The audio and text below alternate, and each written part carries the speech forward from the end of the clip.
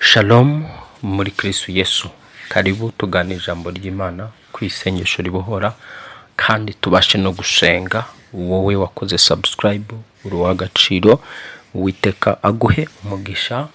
Nawe karibu utarayikora uje ari ubwa mbere hano ku isengesho ribohora official, ishakiro ry'ubutumwa bwiza, aho niho honyine wabona ubutumwa bwiza. Nawe niba utarakora subscribe, kora subscribe cyangwa se s'abone mu gifaransa, tubane mu buzima bwa buri munsi. Wowe wayikoze icyo usabwa ni ugukanda like na share, kugira ngo dukomeze kwaguka tuba umuryango mugari. Imana amahoro ibahe umugisha. Tuje kuganira ijambo tugiye kuganira niravuga ngo kubaturwa munsi y'ububata bw'ibidafite umumaro. Isengesho ritubatura munsi y'ububata bw'ibidafite umumaro nicyo tugiye kuganiraho tunasenge. Isengesho ritubatura munsi y'ububata bw'ibidafite umumaro. Satani n'umuhanga kugira ngo aducerereze, ashobora kugufata akagushyiramo cyangwa se akakugira bize, ukaba umuntu urangarira mu bintu byinshi bitagufitiye umumaro. Amasaha yawe yose akakubana impfabusa uri mu bintu bitagufitiye umumaro, ugatinda mu bintu byinshi bikurangaza, birangaza ubwonko, birangaza umutima. Igihe cyawe kikayeyuka cyangwa se igihe cyawe kikagutambuka, wagitakarije mu bidafite umumaro. Ubwami bw'umwijima rero ugiriye intwaro yo gufata umuntu bukamukerereza cyangwa se bukamutinza mu bintu bidafite umumaro.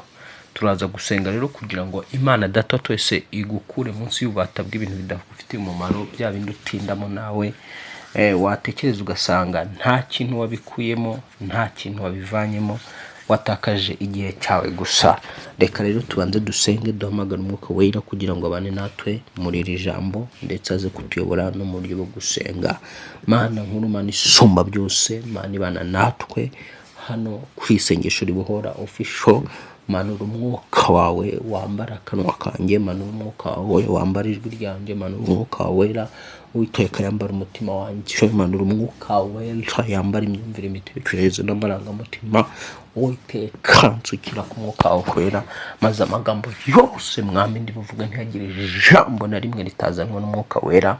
Buri jambo ryose rivugwe n'umwuka wera akoresheje ururimi rwanjye, katika jina la Yesu Kristo wa Nazareti. Kandi buri sengesho ryose dusenga umwuka wera aba ari we uriyobora mu izina rya Yesu. Mpamagara ubwami bw'Imana mu kirere cyaho ndi, mpamagara ubwami bw'Imana hano ntuye, mpamagara ubwami bw'Imana aho uyu mugabo ari, aho uyu mugore ari, aho uyu muntu wese ari uri kunyumva, kwa jina la Yesu. Ikirere ciwe naho ari hafatwe n'ubwami bw'Imana kugira ngo abashe kumva no gusobanukirwa ndetse no gufashwa n'ijambo ryawe ndetse no kubohorwa n'isengesho mwami ritubatura munsi y'ububata bw'ibidafite umumaro, mu izina rya Yesu Kristo mugapfakaza ukadusabye twizeye, amen, amen, amen.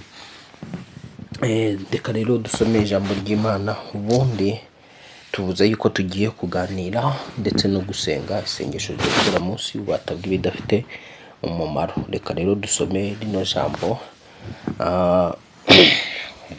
Abaroma 8:20 hatangira avuga ngo kuko ibyaremwe byose byashyizwe mu bubata bw'ibitagira umumaro. Icyakora si ubw'ubushake bwabyo, ahubwo ni kubw'ubushake bw'ababishyizemo. Ndumva ijambo ryavuze ngo ibyaremwe byose byashyizwe mu bubata bw'ibitagira umumaro. Ndagusengera kugira ngo Imana ikubohore, igukure mu kintu cyose kikubase. Hari igihe umuntu usanga aboshywe n'umwuka kandi uwo mwuka ugasanga nta mumaro umufitiye. Ni umuntu wicara akareba filime akayireba amasaha 3-5 umunsi wose, ukibaza wagenzura ugasanga umwanya wose wakoresheje ureba filime ntacyo winjije mu buryo bw'umufuka, ntacyo winjije mu buryo bw'ubwenge, byarugutamporeza gusa. Wowe uri munsi y'ububata bw'uwo mwuka utagufite umumaro. Undi ugashobora gusanga aboshywe n'umwuka nyine w'ibigambo bibi. Igihe cyose ni umunyabiganiro bibi, nyamara ibyo biganiro waganiriye waza gutekereza ibyakuvuye mu kanwa, umusaruro wabyo ugasanga ntawo. So rero ijambo riravuze ngo kuko ibyaremwe byose byashyizwe mu bubata, kuko ibyaremwe byose byashyizwe mu bubata bw'ibitagira umumaro. icyakora si kubw'ubushake bwabyo. Birashoboka nawe ukaba wibona munsi y'ibintu bidafite umumaro, usanga ukoreshwa imirimo itagufitiye umumaro, ariko nubwo ukoreshwa imirimo itagufitiye umumaro si wowe wabihisemo kuba muri ibyo bintu bitagufitiye umumaro, ahubwo hari uwundi mwuka wakurushije imbaraga uraza uragufata urakuboha uguheza mu bitagufitiye umumaro, kubera ijambo rivuga yuko ngo iyo umunyamaboko arinze ibintu bye biba amahoro masa, ariko ngo iyo hagize umurusha amaboko aramufata akamuboha, yamara kumuboha ngo akagira gute, akamunyaga ibyo yari afite. Birashoboka rero ukaba waratatswe na Satani akakubohesha umwuka uguheza mu bintu bitagufitiye umumaro, uba okipe nawe n'ibintu usanga ukubisemwe amasaha 3, 5, 6 nta kintu bivanyemo, ukabisaruramo umuyaga, umunsi wawe ugahita gutyo, umunsi wawe ugatambuka muri ubwo buryo, amasaha yawe agahita gutyo, wabohewe mu bintu bidafite umumaro. Imana Data twese igukure mu bubata bw'umwuka wose ukubase mu izina rya Yesu. Imana igukure munsi y'ububata bw'umwuka wo kwikinisha. Ndumva hari umuntu uje hano kuri iki gicaniro ariko uriho umwuka wo kwikinisha. Imana ikubature muri uwo mwuka wo kwikinisha mu izina rya Yesu. Iyo daimoni ipfe ku buzima bwawe. Hari abantu Satani abatisha umwuka rwose, ugasanga umuntu aratwazwa igitugu n'umwuka umuboshye. Uboshwe n'umwuka amahane, uboshwe n'umwuka amatiku, uboshwe n'umwuka w'agahinda, uboshwe n'umwuka amaganya. Umwuka w'amaganya ukamara igihe kirekire wicaye wegunze wiganyira. None se muri uko kwiganyira wungutse iki? Winjije iki? Mu bwigunge bwawe winjije iki? Mu mahane yawe ni iki wayasoromyemo? Ni iki wayakuyemo? Yes, amatiku yawe ni iki wayasoromyemo mu gifatika cyangwa kigaragara. Nuvuga ngo rero ibi ni ibimenyetso bigaragaza ko hari umwuka uba uzuka kubohesha ibintu nawe bitagufitiye umumaro. Uragenzura ugasanga ntacyo wabikuyemo, nyamara Imana ikuzana ku isi yifuzaga kuba uw'umumaro bwawe, ukigirira umumaro, ukagirira umumaro umuryango, ukagirira umumaro sosiyete, ukagirira umumaro igihugu, ukagirira umumaro itorero. Imana ikurema yifuza ikorera kugira ngo hinduke umuntu w'umumaro hano mu isi. Ariko kuko nkuko twabonye ko Satani abasha guhindura umuntu, Satani nawe abasha guhindura umuntu, ugasanga uhinduwe kuba mubi, uhinduwe kuba mu impande zombi, uhinduwe umunebwe, wari umunyamurava n'umuntu ugira ishyaka. Satani yakubohesha ubunebwe, akakubohesha ubute, akakubohesha ubujiji, akakubohesha ibintu byinshi bidafite umumaro. Kandi si Satani, nimvuga Satani ujye wumva kwaca mu bantu. Hari abantu abakoresha ashobora kukubohesha intege nke zo gusenga. Reka nkubwire Mosheri, gusenga n'ubuzima, gusenga n'ubuzima, gusenga n'urufunguzo rufungura paje y'ubuzima, amahirwe n'amadiplome n'ibiki bitari gufungura. Rero iyo Satani azi yuko ushobora kuba umunyamasengesho ukomeye, akubohesha ibintu bituma udasenga, akakubohesha ibintu bituma uba ukipe no gusenga. Imana ikubohore ku bidafite umumaro. Ijambo rero tubwiye yuko ngo ibyaremwe byose byashyizwe mu bubata bw'ibitagira umumaro. Niba rero nawe uri muri ibyo byaremwe byari biri mu bubata bw'ibintu bidafite umumaro, imbaraga z'Imana zigutandukanye n'ikintu cyose kitagufitiye umumaro mu izina rya Yesu Kristo. Imbaraga z'Imana zikwihishurire. Reka rero dusome umurongo nyamukuru uno munsi, hanyuma mu kanya tuhita twinjira mu mavuta meza yo gusenga. Reka dusome Samuel wa mbere igice cya 12, Samuel wa mbere igice cya 12, Samuel wa mbere igice cya 12, duhere ku murongo wabo wa mbere wa 20 nako. Samuel wa mbere igice cya 12 kuva ku murongo wa 20 handitswe ngo, maze Samuel abwira abantu ati, ntimutinye, ni ukuri ibyo bibi byose mwarabikoze, ariko noneho ntimukebakebe ngo mudakurikira Uwiteka, ahubwo mukorere Uwiteka n'imitima yanyu yose. Ngo ntimugakebakebe, kuko ari ugukurikira ibitagira umumaro, bitarimo indamu cyangwa agakiza, kandi ari ubusa. Uwiteka ntazahemukira abantu be kubw'izina rye rikuru, kuko Uwiteka ubwe yishimiye kubahindurira ubwoko.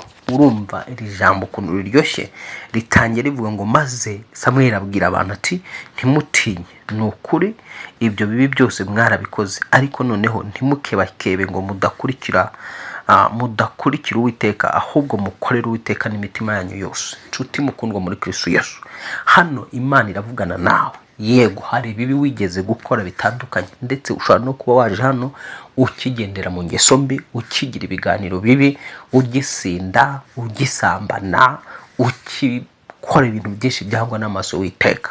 Ariko Uwiteka aravugana nawe ngo noneho sasa rekeraho gukebakeba, ahubwo noneho ngwino ngo kurikira Uwiteka umukorere n'umutima wawe wose. Gukorera Imana kwawe n'umutima wawe wose niho harimo amahirwe n'imigisha. Gukorera Imana kwawe n'umutima wawe wose niho harimo ubuzima bushyitse kandi buzuye. Ushobora gukorera umwana w'umuntu akakwambura, ushobora gukorera umwana w'umuntu ibyo umukoreye ntabibone, ariko Imana iyo wayikoreye ntabwo ijambo rivuga yuko itanegurizwa izuru. Imana dusenga ntinegurizwa izuru. Niba uyikorera witegure guhembwa nayo mu buryo bukomeye, ariko kandi niba utayikorera ugakebakeba nk'uko hano ijambo rivuga, ukarorera gukorera Uwiteka, ufite akaga, ufite ibibazo. Ijambo hano riravuze ngo ntimugakebakebe kuko ari ugukurikira ibitagira umumaro. Mwumvise iryo jambo ngo ntimugakebakebe kuko ari ugukurikira ibitagira umumaro, bitarimo indamu cyangwa agakiza kandi ari ubusa. Ibyo ukebakebamo hirya no hino ubikuramo izihe ndamu, ubikuramo akahe gakiza. Ijambo riravuze ngo rero ntimukebakebe kuko ari ukwirukanka cyangwa se ari ukugukurikira ibitagira umumaro. Rikakubwira ngo ahubwo sasa ibyo bitagira umumaro rero ngo nta ndamu birimo cyangwa agakiza kabirimo, ni ubusa. Uwiteka ngo ntazahemukira abantu be kubw'izina rye rikuru, kuko Uwiteka ubwe yishimiye kubahindurira ubwoko. Hari umuntu Imana ishaka kumuhindura kuba ubwoko. Hari umuntu Imana ishaka guhindura kuba ukomeye. Hari umuntu Imana ishaka guhindura uw'abandi baboneraho umugisha. Hari umuntu Imana yifuza ishaka guhindura uw'abandi babonaho nk'icyitegererezo cy'imibereho n'ubuzima bwa none. Ariko si uwo muntu ari hehe? Ni umuntu usabwa kwirinda gukebakeba ngo akurikire ibitagira umumaro. Hari igihe cyose ushobora kwisanga waboshywe n'imbaraga zikakudindiza kandi zikagutindiriza mu bintu bidafite agaciro, bidafite hepfo no ruguru. Nawe wicara ugasanga nta n'indamu wabikuyemo, nta n'agakiza wabikuyemo. Ariko ibyo si wowe, amashitani cyangwa imyuka mibi yifuza ko igihe cyacu cyose kibi cy'impfabusa. Yifuza ko umunsi wawe wajya ushira ntacyo ukozemo, undi munsi gutyo, ukwezi kugataha, ukundi kukaza, umwaka ukarinda ushira, umwaka ukagushirana ntacyo wawukozemo, warabaye mu bidafite umumaro gusa. Imbaraga z'Imana zikubature mu bintu bitagufitiye umumaro. Ibyo utendamo nawe wasubiza amaso inyuma ukibaza ngo nabivanyemo izihe nyungu, ugasanga nta nyungu zibifatika, nta n'inyungu zibidafatika. Ubundi twebwe abizera tugomba guhitamo kuba mu bintu bidufitiye umumaro gusa. Ibya bitagufitiye umumaro wo mu buryo bw'ako kanya bikaba bigufitiye umumaro mu buryo bw'umwuka. Kuza hano ku isengesho Wibohore official bigufitiye umumaro. Ubu uri ahantu hakwiye, ubu uri ahantu hazima. Ariko kujya ku macano umwe namukiriga ureba filime uzihinduranya, ureba episode zitandukanye, uri mu bintu bitagufitiye umumaro, uri mu bintu bitakwegereza Imana, uri mu bintu bidatuma nibura wubaha n'Imana, wumvira n'Imana, uri mu bintu bitakungura mu buryo bw'ifatika, utabona inyungu zarizo zose z'amafaranga cyangwa se z'indamu, ndetse utabonamo n'agakiza. Imana ikubature muri uwo mwuka umaze igihe kirekire ukuziritse, waguhejeje mu bubata, nawe aho wibona umunsi wawe utambutse ubaye impfabusa, kandi umunsi wakagombye kuwukoreramo ibintu byinshi. Ubundi abanyamahanga nibo bavuze ngo time is money, igihe ni amafaranga. None sasa kuki igihe cyawe ugipfusha ubusa mu bintu bitagufitiye umumaro? Kuki cyanjye nagipfusha ubusa mu bintu bidafite umumaro? kuki watindana n'umuntu nawe ubwawe uzi ku giti cyawe nta mumaro utindana kuri uwo muntu utindana nawe ugenda nawe ntumwigisha, ntacyo akwigisha nawe ubwawe, ntacyo akunguraho nawe ntacyo umwunguraho. Yewe wa muntu we, tandukana n'abantu badafite umumaro, itandukanye nanone n'ibintu byose ubona wajyaga utamporezamo bikagutwara igihe, bikagutwara umwanya. Ijambo rirakubwiye ngo korera Uwiteka n'umutima wawe wose, kuko Uwiteka atazagira ubwareka abantu be. Ijambo niko ryavuze ngo kuko Uwiteka atazagira ubwo agira gute areka abantu be, ntabwo azagira ngo ahemukira ngo ntimugakebakebe, kuko ari ugukurikira ibitagira umumaro. Umuntu kujarajara kwawe, gukebakeba, ukubita hirya no hino, kudatuza mu mutima, kudatuza mu bitekerezo, kudaturiza mu kintu kimwe, ahubwo ugacyabacyaba mu ntekerezo, ugacyabacyaba mu mutima. Wowe urimo uracyabacyaba ariko werekeza mu bitagufitiye umumaro. Gira umutima uturije mu Mana, gira ibitekerezo biturije mu Mana. Reka gusimbagurika mu bitekerezo, reka ubuzererezi bw'ibitekerezo. Buriya hari umuntu ushobora kutava aho ari kabisa, akaba ari mu rugo, ariko Satani umunsi wose akaba yamujerereje, yazengurutse isi yose kandi umubiri utavuye aho wari uri. Muri uko kuzenguruka isi yose ntiyayizengurutse yishakamo ibyo yari arimo, si bimufitiye umumaro, ni ukumva gusa no gutamporeza. Ariko ibyo yumvise nta gakiza bikuramo, nta mafaranga bivanamo, nta mugisha bivanamo, ni ukubivanamo umuyaga gusa. Uwiteka wowe uri kuri iki gicaniro, uri kunyumva, imbaraga ziwe zigukure mu bubata bw'ibidafite umumaro ku buzima bwawe. Ibikumazeho igihe kirekire nta mumaro bigufitiye, ibimazeho igihe kirekire nta mumaro bifitiye, kwa China bisenyuke, bisenyuke. Datura ku muriro w'Imana utwike ikintu cyose nabuheshejwe kitafite umumaro mu izina ry'Yesu. Ikintu cyose kitafite umumaro kintwara igihe cyanjye, kintwara umwanya wanjye. Abantu batafite umumaro baza kuntwara umwanya wanjye no gutamporeza igihe cyanjye, kwa China bose ndabirukana n'izina ry'Yesu Kristo. Nshuti, nirukanye buri mwuka wose wari umaze kumboha, umbohesheje ibintu bitamfitiye umumaro. Kwa China umwuka utamfite umumaro, va ku buzima bwanjye, va ku buzima bw'uyu muntu. Reka umuntu ahabwe kugubwa neza, reka uyu muntu akurwe mu maboko y'umurusha imbaraga. Ndakwatura kugira ngo Uwiteka agukure mu bintu bikurusha imbaraga, bikubata bikaguheza mu bintu byinshi bitarimo agakiza kandi bitarimo n'indamu. Kwa China ahubwo Uwiteka kwicaze mu biguhesha agakiza ndetse no mu byo wabonamo indamu, katika jina la Yesu. Ijambo rero riravuze ngo dukomeje gusoma aho turimo turasoma, handitse ngo Uwiteka ntazahemukira abantu be ku bw'izina rye rikuru. Imana iravugana nawe ko idashobora kuguhemukira ku bw'izina ryayo rikuru. Nuramo kwikorera umutima wawe wose, ukayubaha n'umutima wawe wose, ukayikiranukira n'umutima wawe wose, iravugana nawe ngo sinzigera nguhemukira kuko izina ryanjye ari rikuru. Nuramo kudakebakebye, nuramo kuturije umutima hamwe, ugaturiza ibitekerezo hamwe byo gushaka Imana, ukirinda kujarajara, ukirinda kujya mu bintu byose ubonye, icyo uje cyose wabaye kazitereyemo, ukubwiye ngo caha warukanse wagiye, yani uri nta gutuza ugira. Wowe rero biragoye kugira ngo ubone ukuboko kw'Imana. Ababona ukuboko kw'Imana nabicara hamwe bagategereza Uwiteka, bagaturiza mu mwanya wabo wo kwizera n'ibyiringiro, bagaturiza mu mwanya wabo w'amasengesho. Ngaho rero sasa garuka, wari waturongereye, garuka mu mwanya wawe mu izina rya Yesu Kristo. Imana kugira ngo iguhezagire, Imana kugira ngo iguhe umugisha, Imana kugira ngo igukure muri ibyo bintu bikumaze igihe kirekire bitagufitiye umumaro. Ijambo riravuze ngo kuko Uwiteka ubwe yishimiye kubahindura ubwoko. Imana hari umuntu ishaka guhinduramo umuntu ukomeye, hari umuntu ishaka guhinduramo ubwoko, hari umuntu ishaka guhinduramo umutunzi, hari umuntu Imana ishaka guhinduramo umukire, hari umuntu Imana ishaka guhinduramo umukozi wayo, hari umuntu Imana ishaka guhinduramo umuntu udasanzwe, umuntu ubera abandi igisubizo. Igihe cyageze kugira ngo njye nawe duhinduke igisubizo mu izina rya Yesu Kristo. Ntukongere kuba ikibazo mu izina rya Yesu. ikibazo. Mpamvu ushobora kuba ikibazo rero ni ugutinda mu bintu bidafite umumaro mu buzima bwawe, ni ugutamporeza igihe cyawe nyine ureba ibintu bidafite agaciro, cyangwa se wumva ibintu bidafite agaciro, ibintu udakuramo indamu, udakuramo n'agakiza. Akaba mugani k'iri jambo ry'Imana, kuko ijambo riravuze ngo ntimugakebakebe kuko ari ugukurikira ibitagira umumaro, bitarimo indamu cyangwa agakiza, kandi ari ubusa. Ibyo ubamo byose ubona bitagufitiye umumaro, genzura usubize amaso yawe inyuma. Igihe cyawe ukimara urimo urakora iki? Ukimara urimo urumva ibiki?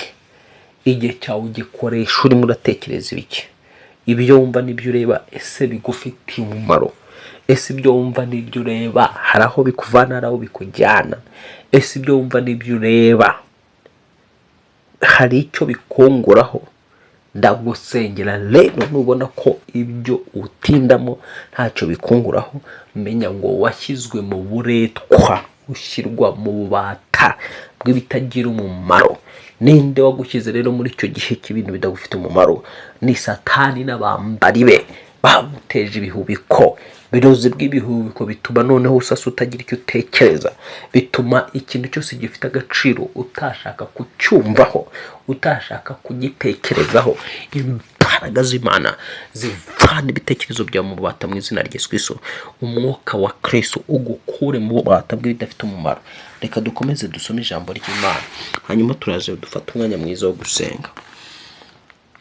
Turaje dufata umwanya mwiza wo gusenga. Mwumvise iby'iri jambo ryavuze ngo ntimugakebakebe kuko ari ugukurikira ibitagira umumaro, bitarimo indamu cyangwa agakiza, kandi ari ubusa. Uwiteka ntazahemukira abantu kubw'izina rye rikuru, kuko Uwiteka ubwe yishimiye kubihindura ubwoko. Haleluya, haleluya. Imana iguhe umugisha, Imana ikugirire neza mu izina rya Yesu Kristo. Uwiteka agufashe kandi Uwiteka agukure munsi y'ububata bw'ibidafite umumaro mu izina rya Yesu. Mu izina rya Yesu nanjye nkure mu bubata bw'ibidafite umumaro mu izina rya Yesu Kristo. Reka dusome nanone rero iri jambo ryo dusoreza, hanyuma dufata umwanya wo gusenga. Twibature munsi y'imbaraga zose zituma zari zituboheye mu bidafite umumaro. Ngaho reka dusome hano.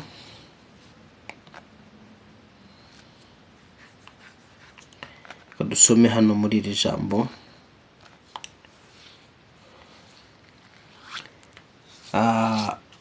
Petero wa mbere igice cya mbere umurongo wa 18 handitse ngo kuko muzi yuko ibyo mwacungujwe ngo muve mu ngeso zanyu zitagira umumaro mwatojwe n'abasokuruza, atari ibyangirika nk'ifeza cyangwa izahabu.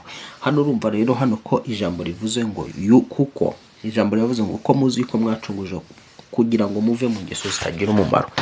Ari amaraso yamenetse kugira ngo gucungure mu ngeso no mu bikorwa byose bitagufitiye umumaro.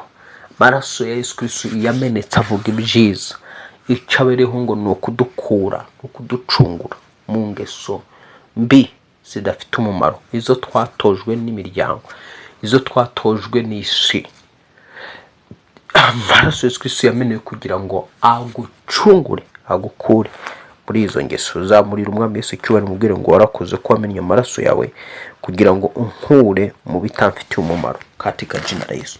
Rero twacungujwe amaraso y'igiciro, ngo ayo maraso byari kugira ngo adukure mu ngeso zose zidafite umumaro twatojwe n'abasogokuruza.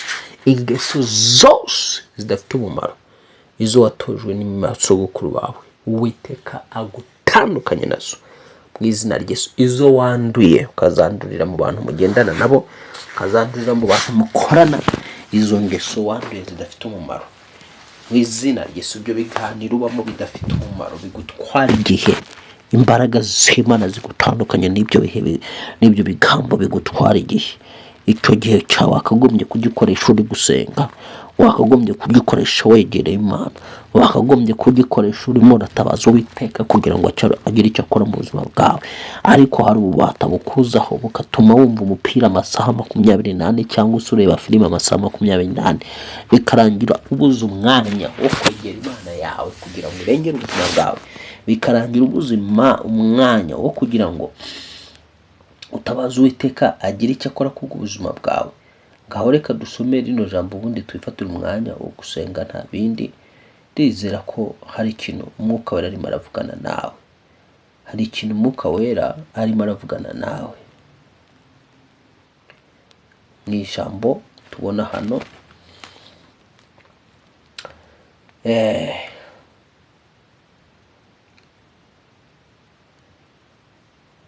Hano ni ijambo nanone turacyakomeza gusoma. Timotheo wa kabiri igice cya 2:21 handitse ngo nuko rero umuntu niyeza akitandukanya n'ibidatunganye azaba abaye ikintu cyo gukoreshwa iby'icyubahiro cyejejwe kigirira nyiracu umumaro kandi cyatunganirijwe imirimo myiza yose.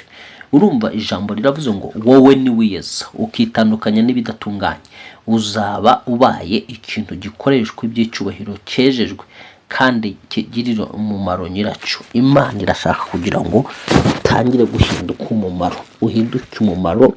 Imana ubwayo wihindukire umumaro, kuko ntabwo yapfuye kukurema gusa kugira ngo uze mu isi uyihombere. Imana ntabwo yakuzanye mu isi ngo uyihombere, yakuzanye mu isi kugira ngo uyibere uy'umumaro. Niyo mpamvu iri jambo rivuze ngo rero nuko rero umuntu niyiyeza. Nushaka kugira ngo uhinduke umumaro mu buryo bw'umwuka cyangwa se mu bumana, Imana iragusaba ngo wiyeze witandukanye n'ibidatunganye. Muri uko kwitandukanya n'ibidatunganye, nawe ibyo wibonaho bidatunganye, ngo uzaba ubaye nk'ikintu gikoreshwa iby'icyubahiro cyejejwe. Imana irashaka kugukoresha iby'icyubahiro, imirimo ihambaye, kandi ni gukoresha iby'icyubahiro nawe urahabwa kuri icyo cyubahiro. Niyo mpamvu hano ivugana nawe rero ikavuga ngo nuvana ibigawa mu bishimwa cyangwa se nutunganye ibidatunganyije, uzaba ubaye nk'ikintu gikoreshwa iby'icyubahiro cyejejwe kigirira nyiracu umumaro kandi cyatunganijwe imirimo myiza yose. Imana yifuza kugukoresha imirimo myiza yose. Uwiteka yifuza kugukoresha imirimo myiza yose itunganye, hanyuma ukamubera ki umumaro. Ariko twatangiye dusoma tubona yuko ibyaremwe byose byashyizwe mu bubata kandi binira hamwe, ariko ubwo bubata byashyizwemo ntabwo byabushyizwemo ku bw'ubushake bwabyo. Rero nawe wisagaga mu bubata bw'ibitagufitiye umumaro, nawe utazi uburyo wabyisanzemo. Tugiye guhamagara imbaraga z'Imana zikukura aho ngaho katika jina la Yesu. Vuga uti mu izina rya Yesu Kristo risumba amazina yose, umuntu wese wamfashe mu mwuka akambohesha ibidafite umumaro kugira ngo andindize anherereze ambuze kwinjira mu masezerano ibidafite umumaro kuri nge, Uwiteka umuriro wawe nubitwike, imbaraga zawe nizibitwike. Ndatwika ingeso zose zitamfitiye umumaro, atwika ndatwika buri ngeso yose itamfitiye umumaro, iyo Satani yambohesheje mu izina rya Yesu Kristo umwana w'Imana nzima. Nongeye guturira umwuka wose uboha ubwonko katika jina la Yesu, ukaboha intekerezo kugira ngo intekerezo zawe zibe ngufi, intekerezo zanjye zibe ngufi, zitumva, zitatekereza, zigafata ijambo ry'Imana, zigafata ibyo Imana ishaka ko dufata. Izi mbaraga ndazitwika ku buzima bwawe n'ubwanjye. Ndatura kugira ngo ikintu cyose naboheshejwe kidafite umumaro, imbaraga z'Imana zigice mu izina rya Yesu Kristo. Manura Imana indondoro ukamenya, manura Imana indondoro ukamenya. Itegereze turebe ikintu cyose mwami wabamye mboheshejwe katika jina kidafite umumaro, ikiboshye ubwenge kigatuma ubwenge bwanjye nta mumaro cyabwo ugira, ikiboshye impano zindimo bigatuma za mpano zindimo za mumaro zitagira umumaro abandi. Ikiboshye impano zanjye gicika mu izina rya Yesu.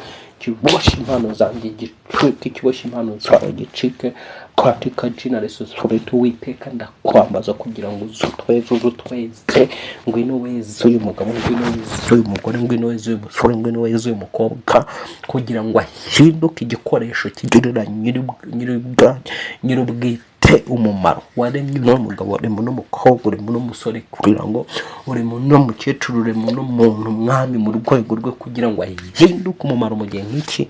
Ndatura kugira ngo rero mwami w'abami byari byaramuhosha bigatuma ataba umumaro, bigatuma ataba umumaro umukuru w'Imana bitwike katika jina la Yesu, katika jina la Yesu, kwa jina la Yesu. Buri mwuka wose mwami Yesu naboheshejwe w'imbaraga z'uburozi, uburozi butera ubunebwe, uburozi butera ubute, uburozi butera umwuma, uburozi butera pinyatsi, uburozi butera ibibazo kugira ngo Uwiteka tutaba umumaro, ubwo burozi bwose ubwo twoherwa, ubwo dutongerwa izina rya Yesu Kristo, abadushuka bose umuriro w'Imana batwike mu izina rya Yesu Kristo, batubohesha ubute, batubohesha ubunebwe, batubohesha kudasenga, kutumva no kudasobanukirwa, abatubohesha mwami kuba biza mu bintu bidafite agaciro ndetse bitarimo indamu n'agakiza, wacuna Yesu umuriro w'Imana batwike, umuriro w'Imana batwike n'ibintu byose mwami bitari birimo agakiza, bitarimo n'indamu, bicisha ukubiri ubuzima bwacu, bicisha ukubiri imibereho yacu, maze twisange mu bintu bifite umumaro gusa.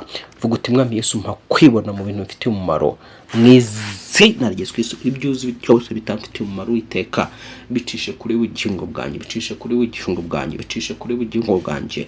Ibyo maze mu gihe kirekire bitamfitiye umumaro binkuremo, ntandukanye nabyo Uwiteka, ntandukanye n'ikintu cyose kitamfitiye umumaro, mpindura umumaro mu gihe nk'iki. Bwira Imana guhindura umumaro. Senga ubwira data kugira ngo aguhindure umumaro. Wumvise ko ijambo ryavuze yuko Uwiteka ateganyije kugira ngo agukure mu bwoko, atazigera guhemukirana mba, ahubwo nuramuka umukoreye ukamukora n'umutima wawe wose, yakubwiye ngo ntazigera guhemukirana mba, ahubwo azagukomereza kumubera ubwoko. Uwiteka gukomereze kumubera ubwoko mu gihe witandukanyije n'ibidafite umumaro, mu gihe witandukanyije n'ibidafite hepfo no haruguru, ibyo utabonamo agakiza ntubonemo indamu, ibyo ugomba kubireka maze ugakoresha igihe cyawe. Imana amahoro iguhe umugisha rero, Imana amahoro ikugire neza, Imana amahoro kwiteho, ukuboko kw'Imana kube ku buzima bwawe, imbaraga z'Imana zube ku mibereho yawe, mareka Uwiteka gufata gutandukanye n'umwuka wakwizingiyeho ukakoha, ukawakubuzaga gusenga, ahubwo ukakujyana mu bintu bidafite umumaro, ukakujyana mu miziki, ukakujyana mu bintu bidafite aho bihuriye n'Imana yagutabara, bidafite aho bihuriye n'Imana yakurengera, bidafite naho bihuriye n'Imana wifuza kwindura ubuzima bwawe. Ibyo byose ubona bidafite aho bihuriye n'Imana wifuza kwindura ubuzima bwawe, ndavuga ibitagufite umumaro katika jina la Yesu. Mareka Uwiteka gutandukanye nabyo, ububata bwose twari twarashyizemo bw'ibitadufite umumaro bucike mu izina rya Yesu Kristo, bucike mu izina rya Yesu Kristo. Ububata wari warashyizwemo bw'ibidafite umumaro butandukane nawe mu izina rya Yesu Kristo, butandukane n'ubugingo bwa mu izina rya Yesu Kristo, butandukane n'ubugingo bwanjye, mu izina ry'uwambwe gapfakazuka dusabye twizeye. Amen, amen, amen. Imana ikomeze kukubatura mu bintu byose bitagufitiye umumaro, kugira ngo uhinduke umumaro mu gihe nk'iki. Uwiteka bw'umugisha. Shalom, shalom. Nakagaruka ku isengesho ribohora.